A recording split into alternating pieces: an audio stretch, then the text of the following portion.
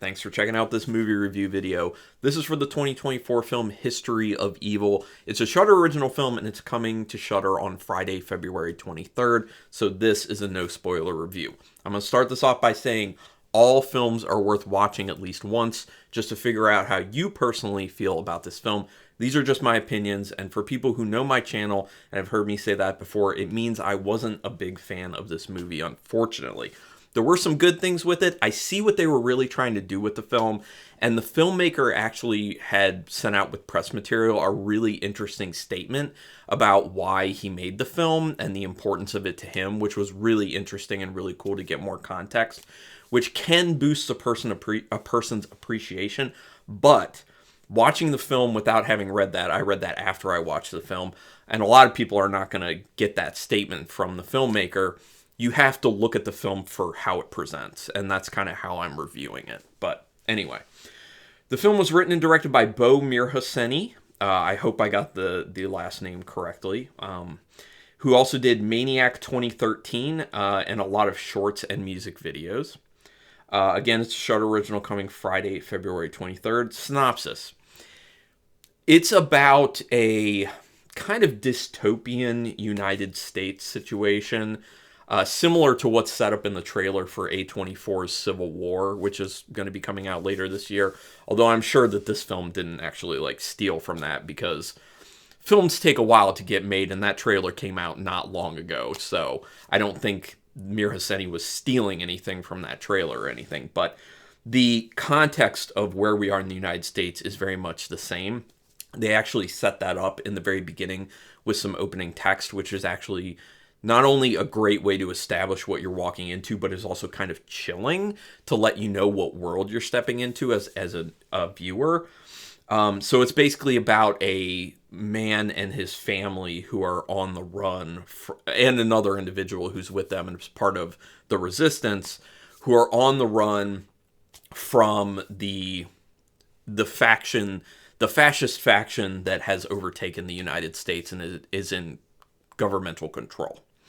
So it's basically about them just trying to make it. And there's a horror element to it. It is kind of hard in the beginning to figure out where the horror element's going to come from.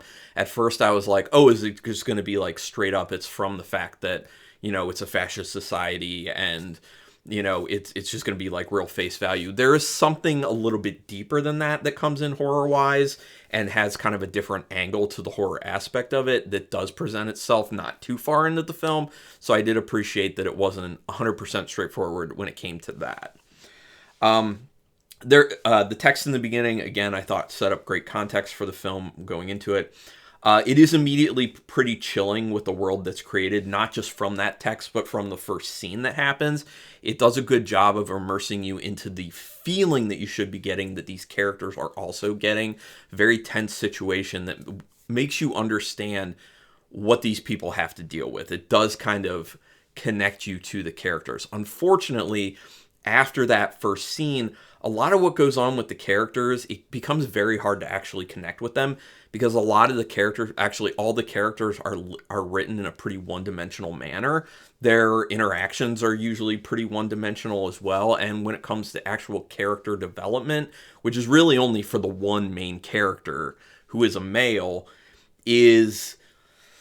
seems very forced. It's not like a natural, organic, I could see this happening type character development. It feels like it's just forcefully shoved all the way along the film duration, and that's unfortunate because, again, I understand what was trying to be said here, and there is a lot of value in that, but it's just how it was executed from the script.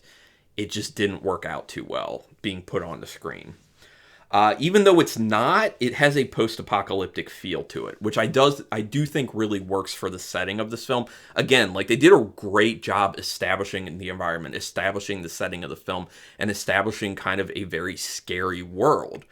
It's just, I wish they would have played off of that in a more meaningful way and kind of more often, because then when they kind of shift and they're just kind of staying with this one character for the whole time, for the most part, and that character's pretty one-dimensional, and their struggle feels very, or their development feels very forced, and then you basically start just to certain degrees, just ignoring all the other characters pretty much, it gets really boring and it's not that interesting. And the scary aspect of it is gone for the most part. It just becomes a slog, in my opinion, very unfortunately. Because I wanted to like this because of where the director or filmmaker, writer, director was trying to go with the film. It starts to become unclear what horror will ultimately be the main focus, which I do like that aspect of it, where you're like, okay, is it going to be this, the horror aspect? And then it comes in and it's something else. I like that. The score, unfortunately, does get blasted at times. You know, it's very overbearing. It gets overused. The composition of it's fine. It's just, I've said this so many times, when you're screaming at your audience, you're going too hard at it. And it makes people feel like you're treating them like they're stupid. And there are a lot of things in this film that actually seem to treat people like they're stupid. The score being very overbearing at certain times to get hitting to a point where it's actually becoming comical, as well as the situation where a lot of the dialogue says way too much and over-explains things to the point that the audience members start to feel like they're being talked down to by the filmmaker. And that's never a good thing either. You want people to connect with these individuals and really kind of like see them as realistic and be able to connect with them. And you just can't in this movie, unfortunately. In the beginning, yes. But then after that, when it starts to focus in on them more, not so much. The pacing is very slow. I'm sure you could probably guess that based off how I've been talking about it being kind of like dull, boring, and it's a slog. The pacing is really poor with this film, unfortunately, and actually it's an hour and 37 minutes with credits. Probably needed to be cut down to close to an hour-ish, in my opinion. Just saying. It could have really helped with the pacing stuff, because there is some stuff in it that's just a little repetitive. The acting is solid in this. I thought the performances were good. There weren't any people who I was just like, ooh, man, they're really messing this up. Solid to quite good performances in this, so thumbs up on that. There is a bunch of bickering that goes on between characters, which gets very annoying. Two characters in particular, lots of bickering. It's very, like, basic bickering, too, and you don't feel a lot of depth to it. And again, because these characters are written in such a one-dimensional way, you don't get a whole lot of insight into their relationship through the bickering, and you don't really understand their past. They needed to be developed a lot more in order for it to, like, matter. But on top of that, there's just too much of the annoying bickering. The character relationships are very one-dimensional, like I already said. Unfortunately, one-dimensional characters, one-dimensional relationships, one-dimensional dialogue. Very unfortunate with that. The dialogue that explains too much, unfortunately, like I already talked about. Character development feels very forced and not at all realistic. Once again, that only pertains to the main character. There is no character development for any character except that main character that I think is focused on way too much. If this film had maybe looked at the situation from numerous different perspectives, the main character plus the other three characters with them, even like break that into like little segments with their own titles or something, would have been a lot more interesting. It could have added a lot more depth, and it could have really helped flesh out each character and draw people into those characters. As it is, maybe you can connect with the main character, but the overwhelming majority of people are not going to connect with the character. I'm not going to say specifically why, but there are a few reasons why you're not going to connect with that main character. And that just leaves a situation where people don't really feel like they can connect with the movie very much, unfortunately. The film does look fine. There are some slight lighting issues when it's dark. They needed to turn their lighting up a little bit because things are a little too dark. I really had to pump up the brightness on my laptop when I was watching it. But it looks fine. Like, from a directorial standpoint, there's nothing fancy. There aren't any, like, great inspired looking shots in the film. But it's fine. Like, directorially, cinematography-wise, it looks like it should, basically. The film, unfortunately, is very predictable. It becomes extremely predictable. Things are very on the nose with it. And it's not to say that every film needs to be, like, deeply metaphorical or have these themes that are kind of hidden that you have to suss out on your own. I'm not saying that. There are a lot of very straightforward films, but those films do something interesting, do something unique. They engage you in one way or another. This one, it's very on the nose, and it doesn't engage you a whole lot, unfortunately. There are some moments here and there, but not consistently. The ending is kind of eh. It wasn't a terrible ending. I see what they were trying to do. I do feel like what they did with the ending could have worked a lot more had they laid a lot more groundwork for the specific thing that they do. So it could have worked. I just don't think it was fleshed out enough to actually get to that point. So good idea there. But then it also, at the end, just kind of felt like it was just kind of like this shoulder shrug of, okay, and that's it.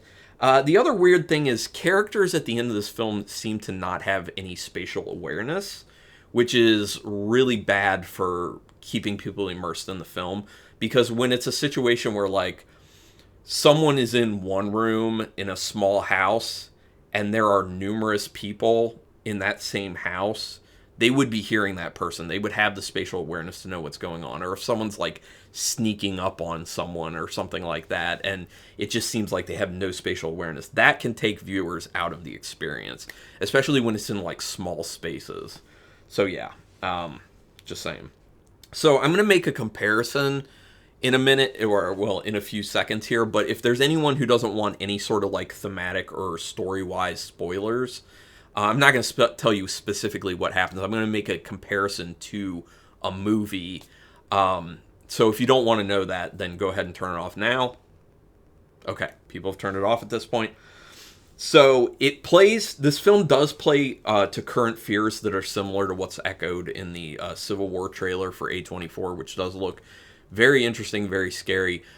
So good idea with where it was going. I see what it was going for. It's a very real fear that a lot of people have been feeling lately. That what if things go to this point? Hopefully not.